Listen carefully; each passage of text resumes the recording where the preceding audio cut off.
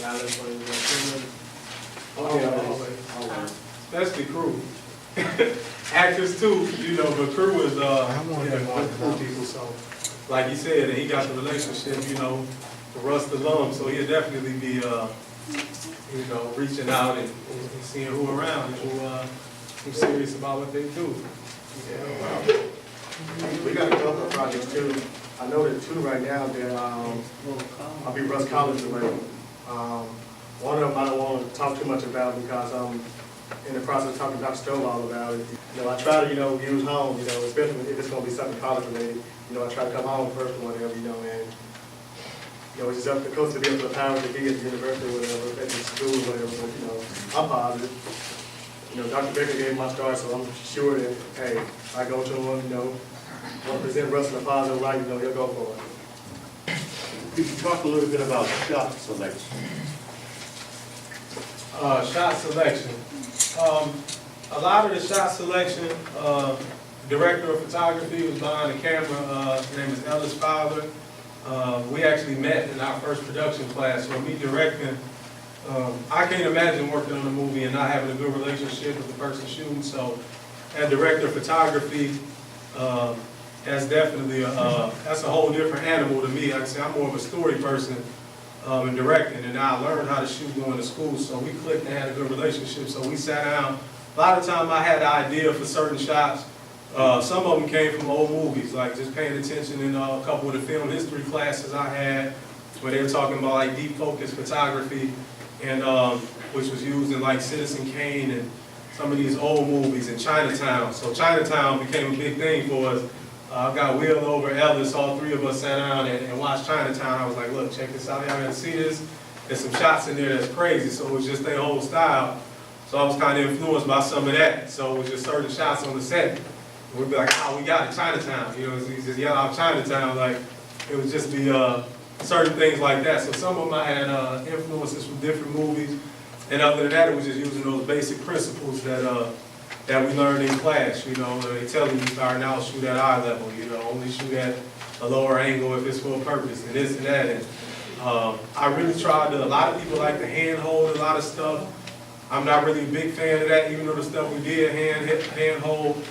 Ellis got a real steady hand. I'll be watching a movie sometime now if I see it and I can't, like, man, that was handheld. I'll be forgetting it wasn't on the tripod, but I'm a big believer in that, so I was just picking the best shots possible to get the point across and then trying to be a little creative with it instead of just strictly your basic shots, medium, long shot, close up, trying to do some different things with it. Okay, when you was in school, when y'all were in school, okay, I know it's certain projects you had to do, right, correct?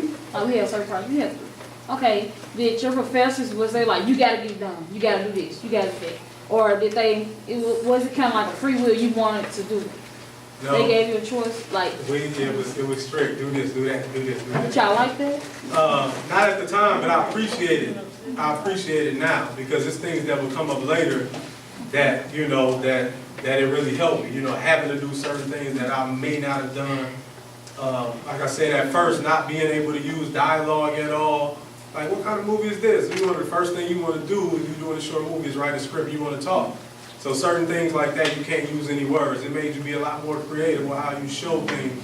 So a lot of the restrictions they will put on it, I think was real helpful because it definitely came back later on and it was useful. So when I had a chance to do whatever I wanted to, I found myself doing a lot of the stuff that they told me I had to do. So it kind of helped develop a style, really. Some of the restrictive things. So don't get so mad when they say you can't do this or do that. It's for a reason. It's for a reason. How many seniors in here? How many of y'all seniors? And and I'll speak to the seniors, I came to the program that you all did, and I had to do a senior project back in '96. And of course, before I went out and did anything, I had to let, Dr. Oliver, Mrs. Hill, and everybody else who was here at the time, they had to approve the script or whatever. And and I thought this or whatever. I thought it was like the best thing they ever produced or whatever. I look at it now, I'm like, I don't even show that to. I would show it to somebody if I was trying to put them to sleep. I was like, watch it. If you never fell asleep, watch my documentary or whatever. I can't sleep. But that's what I'm saying. So don't be too quick, to get offensive if they say, well, you can't do this, or they say, well, I saw this problem with that because this entire industry, whether in communication, film, it's about constructive criticism. And if you can't take that, I would say, you know, find another field or find another profession, because it's hard, man. I mean, people say some hard things to you.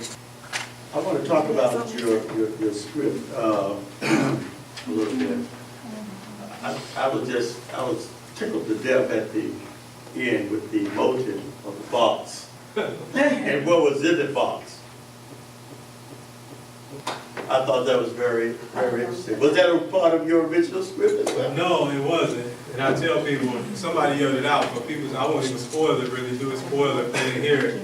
Because it's funny watching it, not knowing what's in the bottle. The funny part about it is that part came about late in the process. I had probably 70–75% of the script finished before I knew what was in the bottle. I didn't know, so I just set up this whole situation.